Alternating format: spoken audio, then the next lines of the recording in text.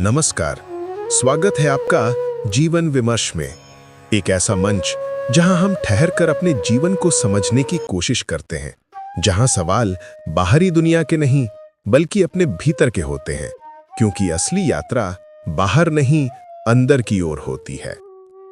एक दिन सांझ का समय था, सूरज ढल चुका था और आकाश में हल्की सुनहरी आभा तैर रही थी। गांव के किनारे की पगडंडी पर एक आदमी धीरे धीरे चला आ रहा था। उसके कदमों में थकान थी, आंखों में निस्तेजपन और चेहरे पर चिंता की रेखाएं गहरी हो चुकी थीं। लगता था जैसे जीवन की दौड़ ने उसे भीतर तक थका दिया हो। उसके कपड़े धूल से भरे थे, माथे पर पसीने की लकीरें थीं और मन किसी अदृश्य बोझ से दबा हुआ था। वह कुछ बड़बड़ा रहा था, कितना भागूं, कितनी कोशिश करूं, फिर भी शांति नहीं मिलती, समय ही नहीं मिलता। वह चलता चलता एक पेड़ के नीचे रुका, थोड़ा पानी पिया, गहरी सांस ली और धीरे से बोला, शायद महात्मा जी के पास ही कुछ उत्तर होगा। मनुष्य अब और सहन नहीं कर पा रहा था। काम, परिवार, जिम्मेदारियां, चिंता, असफलताएं, इन सब से उसे भीतर से खोखला कर दिया था। उसे लग रहा था जैसे जीवन उसके हाथों से फिसल रहा हो और वह चाहकर भी उसे रोक नहीं पा रहा हो। वह मन में सोच रहा था, सुना है महात्मा जी बड़े ज्ञानी हैं, शायद वे बता सकें कि इस जीवन की उलझन से मुक्ति कैसे मिले थोड़ा सा समय, थोड़ा सा सुकून। धीरे धीरे वह आश्रम पहुंचा। आंगन में पीपल का पेड़ था, नीचे चबूतरे पर महात्मा शांत ध्यान में लीन थे।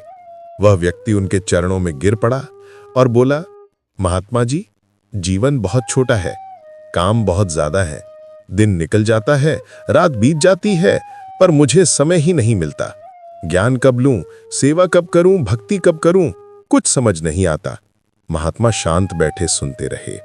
थोड़ी देर बाद वे मुस्कुराए और बोले, बेटा, तू अकेला नहीं है जो ऐसा सोचता है। हर मनुष्य यही कहता है, समय नहीं है, पर सच यह है कि समय तो सबको बराबर मिला है। बस कोई उसे पहचान लेता है और कोई उसे गवा देता है। वह मनुष्य बोला, महात्मा जी, आप तो कहते हैं कि समय सबको बराबर मिला है, पर मैं दिन रात काम में उलझा रहता हूं।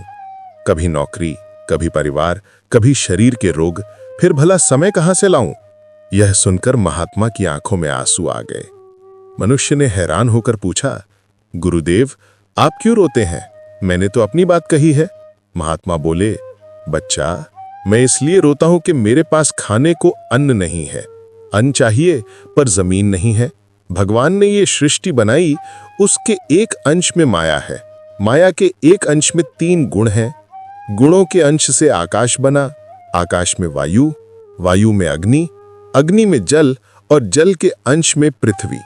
अब इस पृथ्वी के आधे हिस्से पर पर्वत है, कहीं नदियां हैं, कहीं जंगल फैले हैं, पर मेरे लिए जमीन का एक टुकड़ा भी नहीं छोड़ा भगवान ने।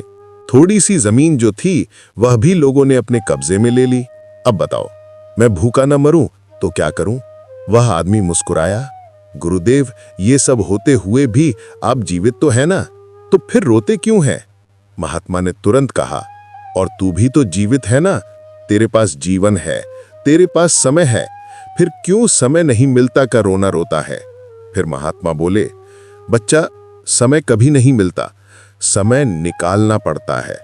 जैसे भोजन के बिना शरीर नहीं चलता, वैसे ही आत्मा बिना साधना और ज्ञान के नहीं पनपती। अगर तू हर काम का बहाना बनाता रहेगा तो ना तू सेवा कर पाएगा, ना ज्ञान पा सकेगा।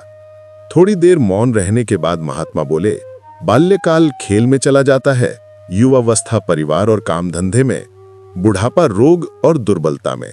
फिर तू कब जानेगा कि तू कौन है और जीवन का उद्देश्य क्या है? मनुष्य चुप हो गया। महात्मा ने आगे कहा, समय अमूल्य है, जिसने उसे व्यर्थ गवाया उसने जीवन गवाया। समय रुकता नहीं, ठहरता नहीं, वह तो नदी की तरह बहता है। जो उसमें उतर जाता है वही जीवन का मोती पा लेता है। बेटा, तू यह मत सोच कि जीवन छोटा है।